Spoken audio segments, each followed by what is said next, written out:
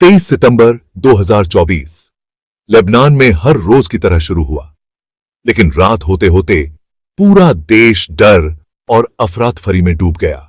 Israel ने Lebanon के दक्षिणी और पूर्वी इलाकों में कई विनाशकारी हवाई हमले किए। इजराइल का कहना है कि उसने हिजबुल्लाह के हथियारों के ठिकानों को निशाना बनाया। लड़ाकू विमानों की गड़गड़ाहट से आसमान गूंज उठा और हिजबुल्लाह के ठिकानों पर बम बरसने लगे। नी आबादी वाले इलाकों में भी उन इमारतों को निशाना बनाया गया जहां रॉकेट, मिसाइल, लॉन्चर और हिजबुल्लाह के दूसरे हथियार होने का शक था। इसके बाद हर तरफ तबाही और बर्बादी का मंजर था। ध्वस्त इमारतों के मलबे से धुएं का गुबार उठ रहा था।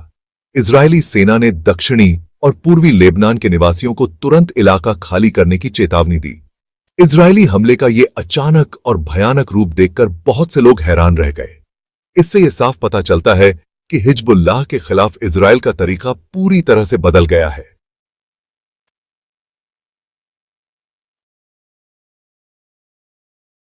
ईरान समर्थित आतंकवादी संगठन हिजबुल्लाह ने इजरायली हमले का जवाब देने में जरा भी देर नहीं की।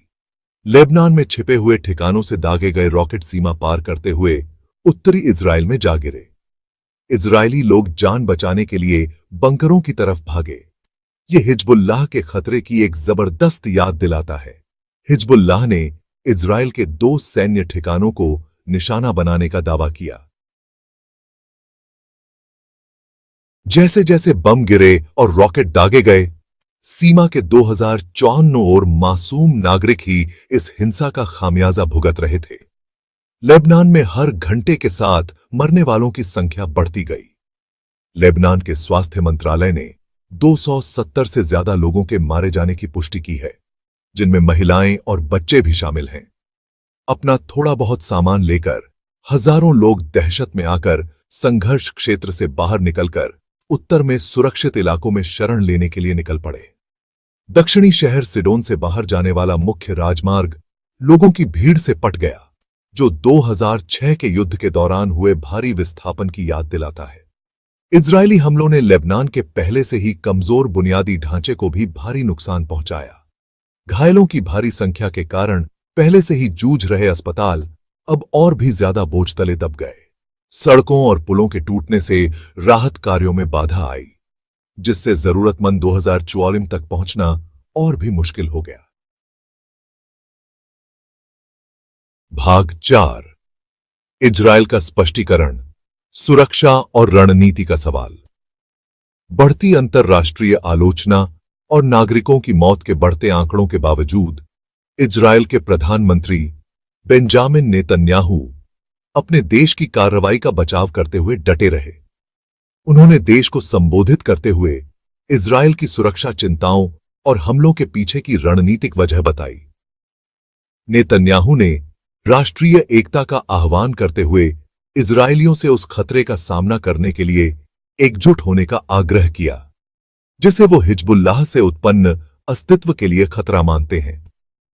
इजरायल ने कहा कि हिजबुल्लाह की लगातार उकसावे वाली हरकतों और रिहायशी इलाकों में हथियार जमा करने की उसकी कथित कोशिशों का जवाब देने के लिए हवाई हमले जरूरी थे। नेतन्याहू ने हिजबुल्लाह पर लेबनान के नागरिकों को मानव ढाल के तौर पर इस्तेमाल करने का आरोप लगाया।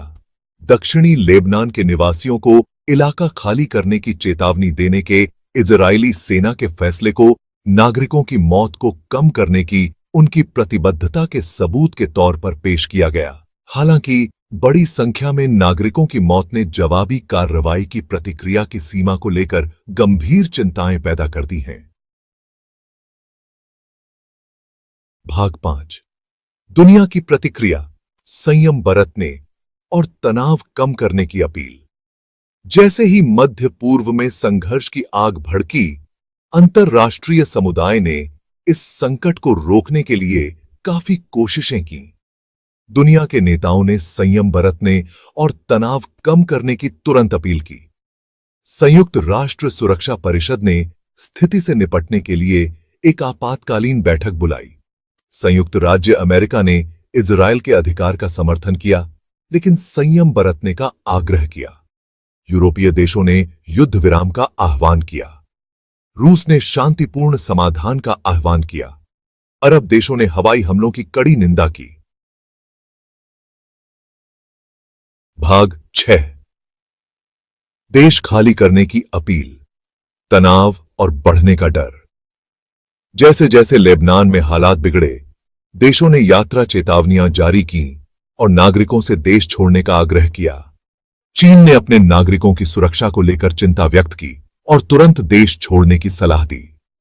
विदेश मंत्रालय ने सुरक्षा की नाजुक स्थिति पर जोर दिया और सतर्क रहने की सलाह दी। अंतर्राष्ट्रीय स्तर पर डर बढ़ रहा है कि यह संघर्ष और भयानक रूप ले सकता है।